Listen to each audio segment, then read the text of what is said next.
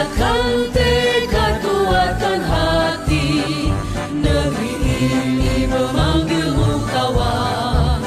Belajar, bergerak, berbagi untuk negeri, guru penggerak majukan pendidikan. Guru penggerak menghamba pada murid, kreatif rancang pembelajaran. Hargai potensi, tingkatkan prestasi, lahirkan profil pelajar Pancasila. Belajar, bergerak, berbagi untuk negeri, kita menjalin kolaborasi.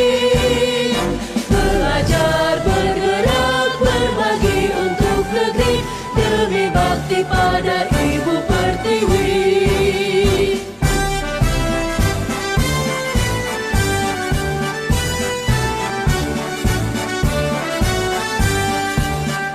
Bulatkan tekad, kuatkan hati, negeri ini memanggilmu kawan. Belajar, bergerak, berbagi untuk negeri, guru penggerak majukan pendidikan. Guru penggerak menghamba pada murid, kreatif rancang pembelajaran. Hargai potensi, tingkatkan prestasi, lahirkan profil pelajar Pancasila. Belajar, bergerak, berbagi untuk negeri, kita menjalin kolaborasi. Belajar, bergerak, berbagi untuk negeri, demi bakti pada Ibu Pertiwi. Belajar, bergerak, berbagi untuk negeri, kita menjalin kolaborasi. Belajar, bergerak, berbagi untuk negeri, demi bakti pada Ibu Pertiwi. Demi bakti pada Ibu Pertiwi.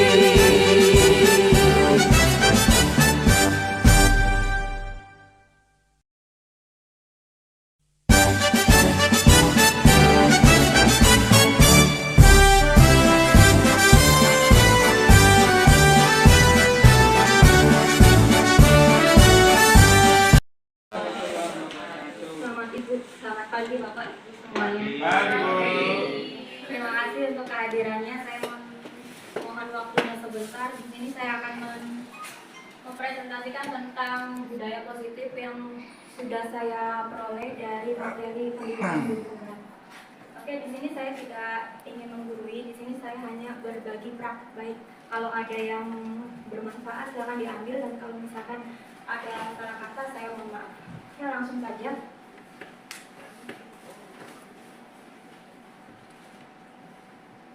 Nah, yang akan kita bahas dalam budaya positif itu ada 7 materi. Yang pertama ada perubahan paradigma belajar, kemudian ada disiplin positif, motivasi perilaku manusia, kemudian ada kebutuhan dasar manusia, yang kelima ada posisi kontrol manusia, dan yang keenam ada keyakinan kelas, dan yang terakhir adalah segitiga restitusi. Langsung saja ya Bapak Ibu. Yang pertama itu tentang pembelajaran dengan paradigma baru. Jadi pembelajaran dengan paradigma baru ini merupakan pembelajaran yang dirancang berdasarkan prinsip pembelajaran berdiferensiasi. Kemudian sehingga para peserta didik belajar sesuai dengan kebutuhannya berdasarkan tahap perkembangan sesuai dengan teori psikologi modern untuk mewujudkan profil pelajar Pancasila. Nah, di sini profil pelajar Pancasila itu sudah Bapak Ibu ketahui ya, ada 6 profil pelajar Pancasila. Yang pertama itu misalkan di sini ada beriman, bertakwa kepada Tuhan Yang Maha Esa, dan berakhlak mulia. Kemudian ada kebinekaan global, bergotong royong, kreatif, bernalar kritis, dan mandiri. Itu adalah ke-6 profil pelajar Pancasila. Oke, langsung ke materi yang kedua, ada disiplin positif. Nah, disiplin sendiri berasal dari kata dari bahasa Latin, yaitu disiplina, yang berarti belajar. Kemudian Kata disiplin juga berasal dari akar kata yang sama, yaitu disiple atau murid atau pengikut.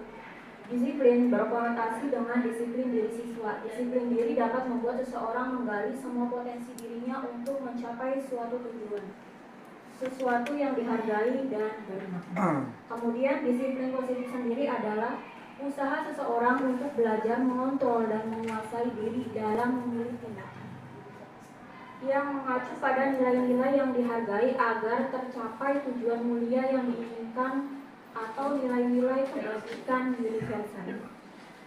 Kemudian sebagai pendidik, tujuan kita adalah menuntun anak-anak memiliki disiplin positif sehingga mereka dapat berperilaku dengan mengacu pada nilai-nilai kebajikan universal dan memiliki motivasi intrinsik atau motivasi dari dalam dirinya, bukan motivasi ekstrinsik, ya, motivasi dari luar. Berikutnya di sini ada kebutuhan dasar manusia. Nah, kebutuhan dasar manusia sendiri adalah kebutuhan yang harus dipenuhi oleh setiap manusia. Jadi, semua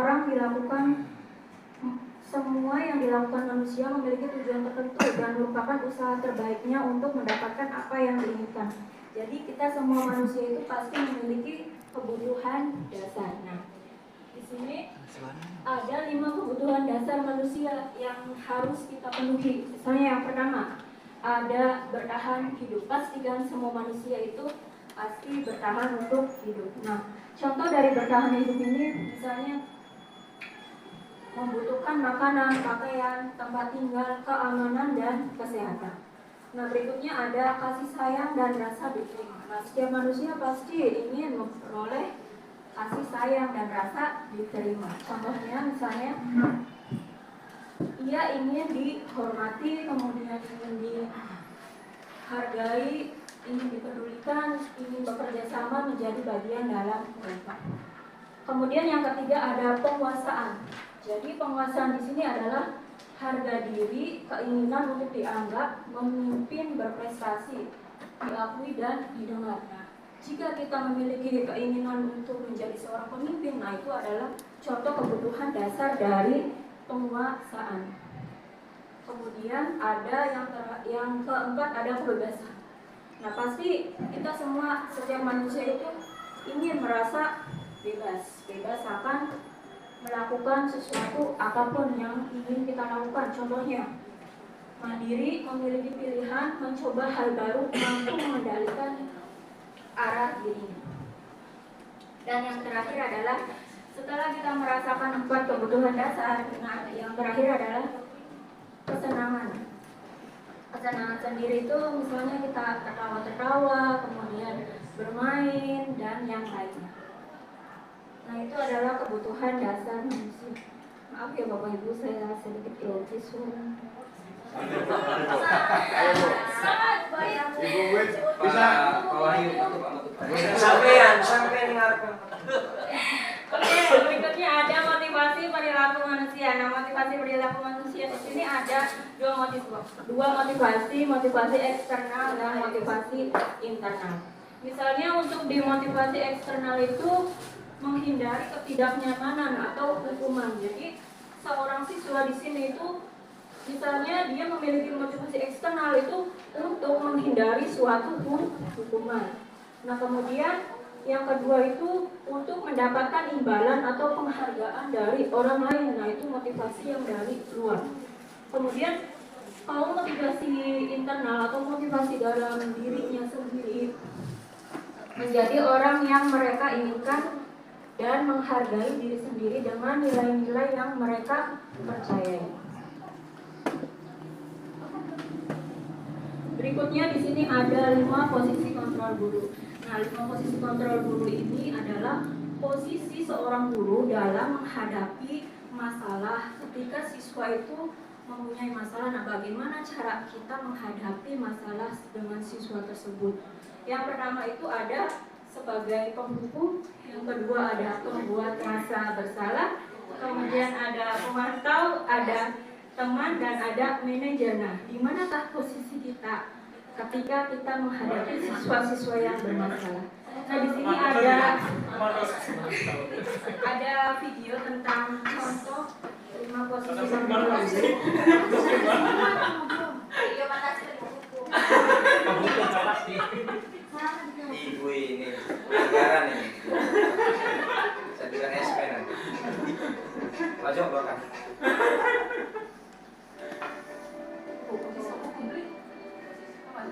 Guru benjas biasa itu. Galak juga. Eksekutor. Oh, Bu Yuli. Oh, Bu Yuli, Bu Yuli. Sini kamu. Ini ngomongin, ngomongin. Sana. Siapa aku? Siapa aku? Terlambat. Oi. Kamu deh, pasti terlambat. Aku sudah ngomong dulu. Ayo. Apa? Apa coba? Alasan kamu apa lagi? Kapan sih kamu jadi Seringan terlambat? kayak. Kalau sekalian kamu jadi anak Saya dasar pemalas. Gak kapok-kapok sih kamu. Apa? Udah berapa kali terlambat? Sana, Anu kamu Pak. keliling lapangan basket 2 kali. Lapu ini. Enteng temen, enteng temen. salaman. Jawab nggak? Sekarang keliling lapangan basket 5 kali sekalian, biar kapok. Cepat, pergi sana ke lapangan basket. Siswaan gimana ya? Nah, yang kedua ada posisi pembuat rasa bersalah. Nyesal ya. Naren, Nenek. Ibu. Naren, kamu kenapa terlambat lagi, Nak? Kemarin, Ya, kemarin. Naren. Halus suara gitu. Kamu senang ya bikin ibu susah ya? Nanti ibu yang ditegur bapak kepala sekolah, Nak. Sangka ibu tidak bisa membina kamu. Tuh, gimana ini? Maaf Bu. Duh, Gusti Naren. Cocok, Bu Yuli. Kamu suka ya kalau ibu Mas, ditegur Budi, bapak kepala coba. sekolah? Terus, sekarang ibu harus tulis apa yang di buku absen? Ini kamu sudah sering terlambat loh. Ibu harus apa coba? Push up. Maaf Bu. Ibu harus push up. Maaf sekali. Ya sudah, lain kali jangan bikin ibu susah lagi ya nak ya. Ibu tidak akan kuat lagi kalau kamu begini Gak terus. kuat. Bisa jantungan. Oh, jantungan bisa. Ketruk. Sana cepat keluar. Maaf ya. Gimana tuh ini? Maaf sekali. Masih di terlambat tuh. Asalam bulu. Saya membuat rasa bersalah, berbicara dengan nada tenang. Yang ketiga di sini ada posisi sebagai teman.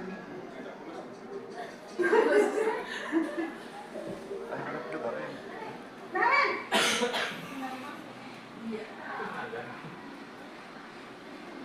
Ini bagus Naren. wah sudah jam berapa ini nak? Saya. Iya Bu, habis ibu saya lupa bangunkan saya Bu. Kamu malah menyalahkan ibu kamu. Kamu bukan anak yang larinya paling kencang. Kok terlambat sih? Iya Bu, saya memang terlambat bangun tadi. Jadi biarpun saya lari kencang, tetap gak kekejar Bu. Ya sudah sana. Nanti lain kali larinya lebih kencang lagi ya. Biar gak terlambat lagi. Saya nganggur lepas. Bikin ibu. Pergi ibu. Sana. Bisa lah Bu. Ya sudah sana masuk kelas. Sudah beresin urusan absen kamu. Kamu ini ada-ada saja. Ada Oke, jempol baik. Dan di sini ada yang keempat posisi sebagai pemantau atau monitor. Pengawasan.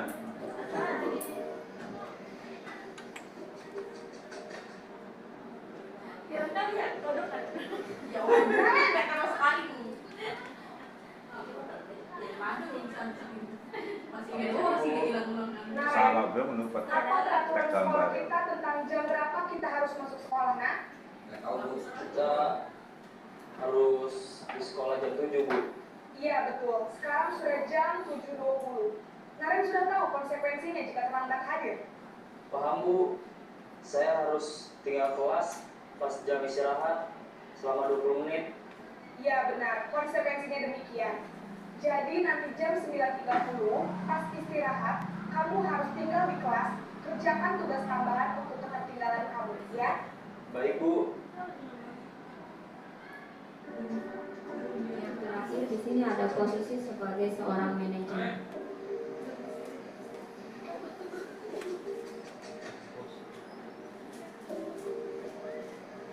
Naren! Diundang Ibu Hotel. Ekspresi sama semua. Selamat pagi, Naren. Maaf, Bu. Saya terlambat. Iya, sekolah masuknya jam 7, sekarang sudah jam 7.20. Jadi sekarang bagaimana ini, Naren? Maaf, Bu. Saya lupa setel alarm saya semalam. Baiklah, menurut kamu, keyakinan sekolah yang mana yang perlu kamu tingkatkan? Menghargai diri sendiri dan orang lain mungkin ya, Bu. Setuju. Jadi, apakah Naren meyakini prinsip saling menghormati tersebut? Iya, Bu. Saya meyakininya. Apakah Naren bersedia memperbaiki masalah keterlambatan ini? Bersedia, Bu. Bagaimana kamu akan perbaiki masalah keterlambatan ini? Saya akan coba untuk tidak lupa menyetel alarm saya, Bu. Baik, kalau Naren lupa menyetel alarm di rumah, ada orang yang kira-kira bisa bantu mengingatkan tidak? Ada, Bu. Kakak saya, Kak Emma. Ada lagi selain Kak Emma? Selain Kak Emma, ada ibu saya. Baik, jadi yang mengingatkan Naren adalah Kak Emma dan ibu kamu ya. Kira-kira akan mulai setel alarm kapan nih, Naren? Setelah pulang sekolah, akan segera saya lakukan. Baik, jadi Naren akan setel alarm untuk bangun besok pagi dan akan diingatkan oleh kakak dan ibu dan Naren ya. Ada lagi yang mungkin perlu dilakukan, Naren? Agar tidak terlambat bangun lagi.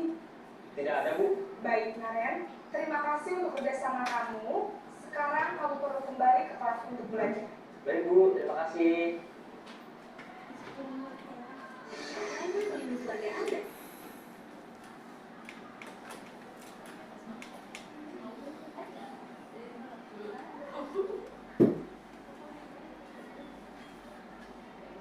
Tadi contoh dari 5 posisi kontrol seorang guru. Nah, dari kelima posisi kontrol itu, di manakah posisi kita sebagai seorang guru? Apakah sebagai penghukum, pembuat rasa bersalah, pemantau, teman, atau seorang manajer? Hukum. Kalau Tergantung situasi. dari video tadi, posisi yang paling pantas sebagai guru itu kita sebagai manajer, ya betul. Karena di situ dari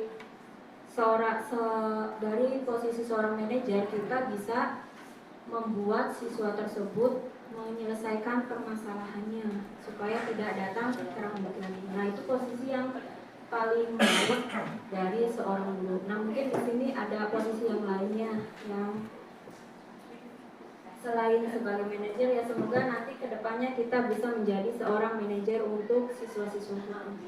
Amin.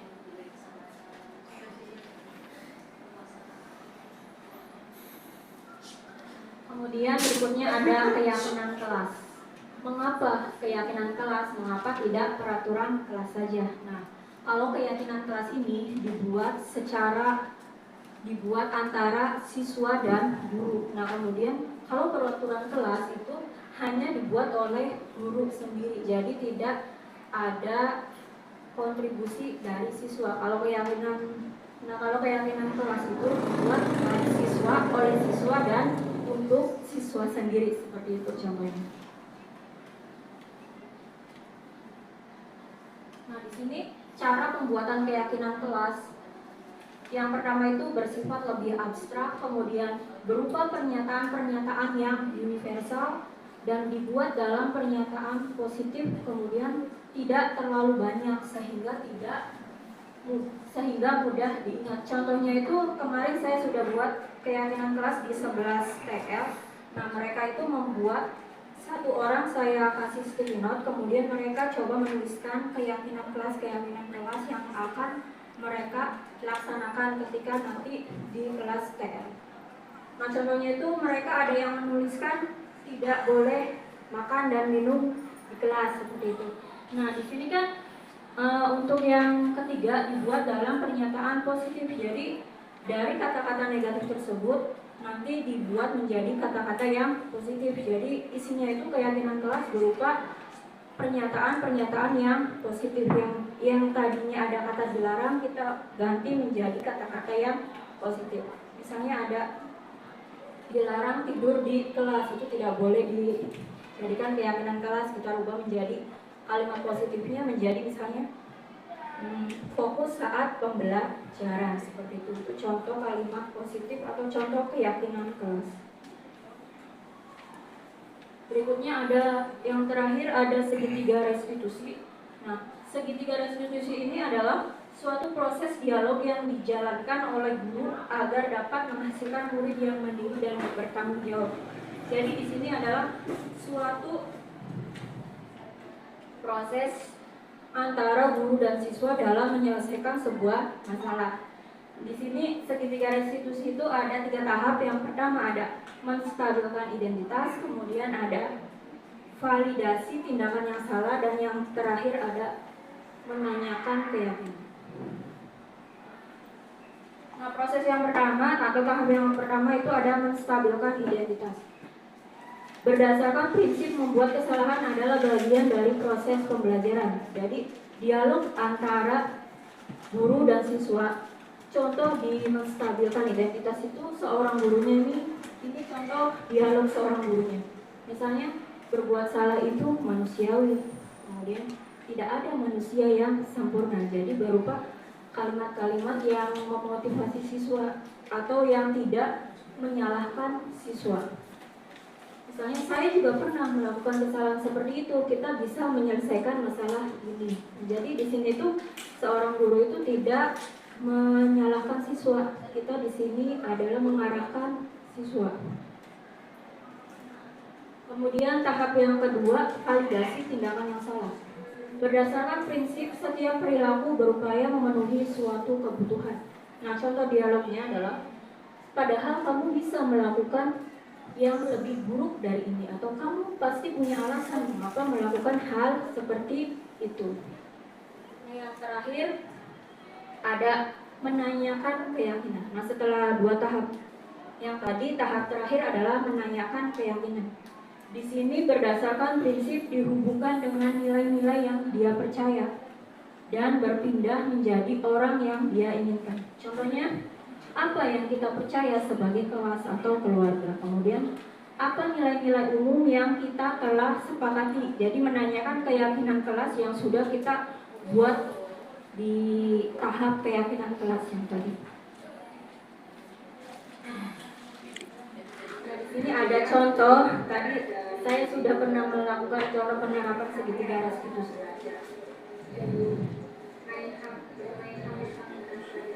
Yang kedua ini ada tahap tindakan validasi tindakan yang salah.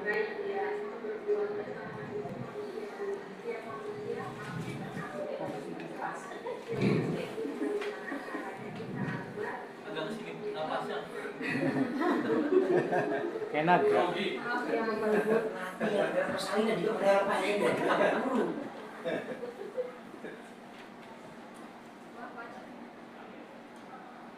Oke, itu contoh penerapannya. Kemudian untuk di akhir kesimpulannya, dalam penerapan program disiplin positif, hendaknya guru memiliki standar kepribadian profesional dan sosial yang baik, di mana guru mampu merefleksi dirinya dalam posisi kontrol saat ini.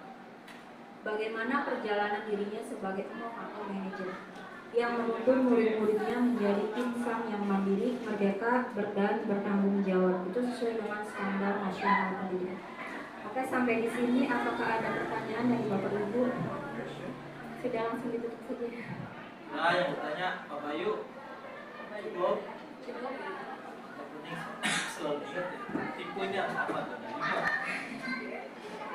Oke Bapak Ibu, kalau misalnya tidak ada yang bertanya, saya Saya ucapkan terima kasih kepada Bapak Kepala Sekolah yang sudah mengizinkan waktunya untuk saya berbagi praktek baik di sini. Nah, terima kasih juga kepada Bapak Ibu guru yang telah hadir dan mencoba mendengarkan dari pemaparan praktik baik saya. Kurang dan lebihnya saya mohon maaf. Wassalamualaikum warahmatullahi wabarakatuh. Waalaikumsalam warahmatullahi wabarakatuh.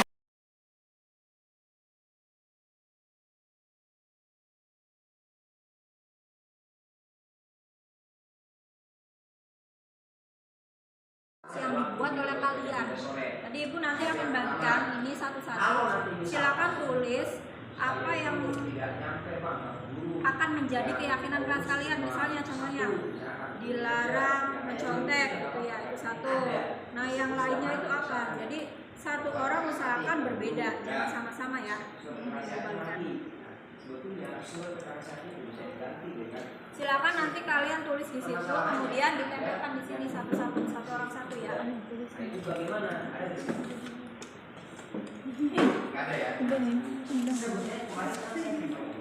Udah, jangan banyak-banyak. Yang rapi aja. Ibu, kenapa nggak tempelnya miring-miring? Ya terserah, yang penting rapi. Bu, pernah segar nggak Bu? Besok bisa. Boleh. Ibu foto. Nih ambil. Foto kelas cowok. Ibu foto kelas Ibu. Boleh. Ibu habis ini ya? Ibu berapa kali nih? Hah? Sudah 8. Yang belum dapat dikasihkan nak.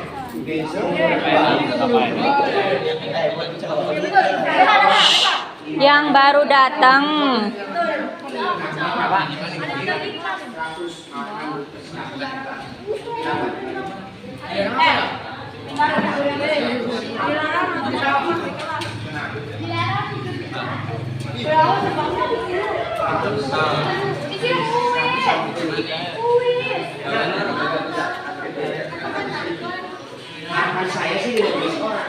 Yang sudah boleh langsung ditempelkan di depan.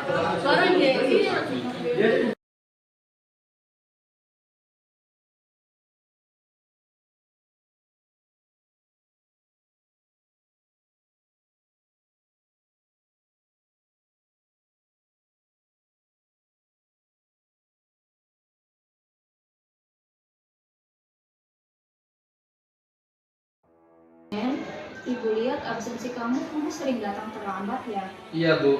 Sering datang terlambat itu merupakan kesalahan bukan Den? Iya Bu.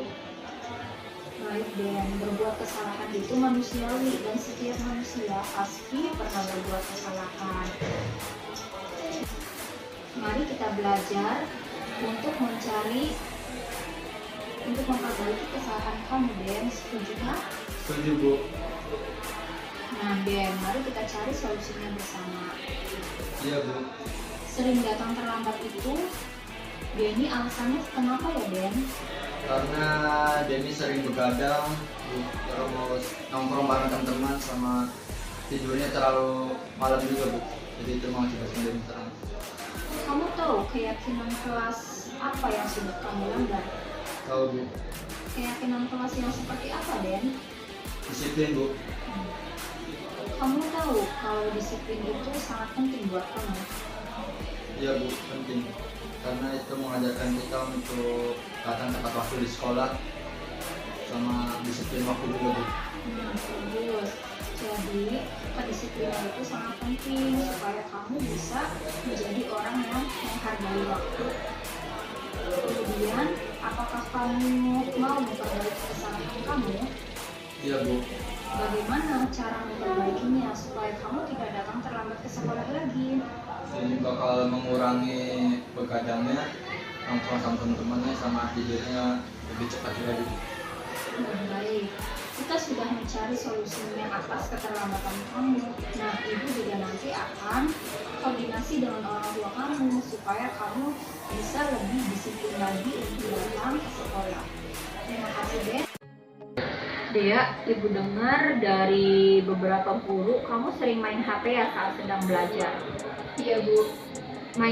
Bermain HP saat sedang belajar itu merupakan kesalahan bukan Dek? Iya Bu. Baik Dea, berbuat kesalahan itu manusiawi. Setiap manusia pasti pernah berbuat kesalahan. Yang terpenting bagaimana caranya kita agar bisa menyelesaikan permasalahan tersebut. Setuju Bu. Bermain HP saat sedang belajar itu dapat mengganggu konsentrasi kamu bukan? Bahkan kamu jadi tidak fokus saat belajar. Iya Bu. Kalau sering main HP saat sedang belajar itu sesuai dengan keyakinan kelas tidak Dek? Tidak Bu. Oke baik. Keyakinan kelas apa yang sudah kamu langgar Dek? Menghargai guru Bu. Oke. Pentingkah menghargai guru itu Dek? Penting Bu, karena dengan saling menghargai dapat membantu kita menjadi manusia lebih baik dan lebih memahami sesama Bu. Baik, prinsip saling menghargai itu sangat penting dan bermanfaat untuk kita Dek. Iya Bu, saya menyesal sering main HP saat belajar dan saya meminta maaf sudah sering main HP saat belajar Bu. Baik, meminta maaf itu sangat baik Dek. Nah, kemudian bagaimana solusinya supaya kamu tidak bermain HP lagi saat sedang belajar? Saya akan menyimpan HP saya di dalam tas dan saya akan fokus belajar mendengarkan guru yang sedang mengajar Bu. Baik, kita sudah menemukan solusinya ya Dek. Semoga nanti ke depannya kamu tidak sering bermain HP lagi saat sedang belajar. Gunakan HP saat dibutuhkan di pembelajaran ya Dek. Oke, silakan boleh kembali ke kelas Dek. Iya Bu, terima kasih.